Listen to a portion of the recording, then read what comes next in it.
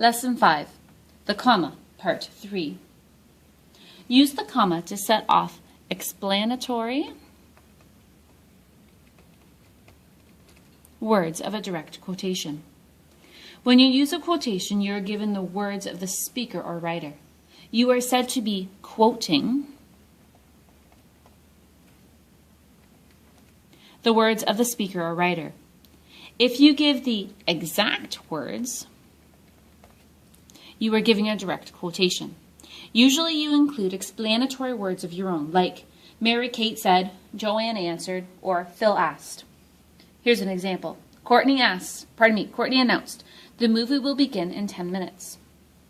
In the sentence above, the explanatory words come before the direct quotation. A comma is then placed after the last explanatory word. Now look at this quotation. I want to go home, moaned Lisa. In the sentence above, the explanatory words come after the quotation. A comma is then placed inside the quotation marks after the last word of the quotation.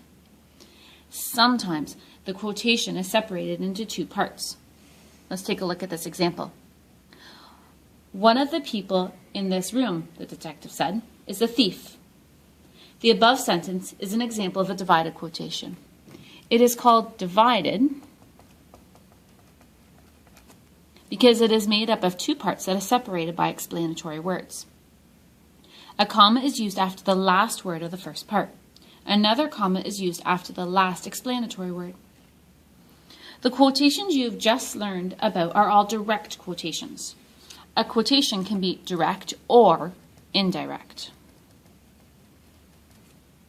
An indirect quotation, you change the words of the speaker or writer for your own words. No commas are necessary.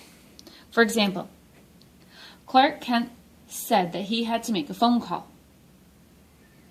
You also need to use a comma after the greeting of a friendly letter and the closing after any letter. For example, Dear Agnes or Sincerely Yours.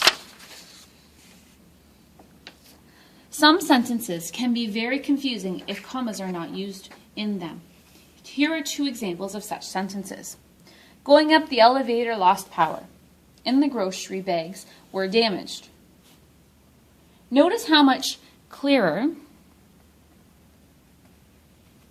the sentences are when a comma is used. Going up, the elevator lost power. In the grocery, bags were in demand. Now you're ready to do the exercise on page 4 of your assignment.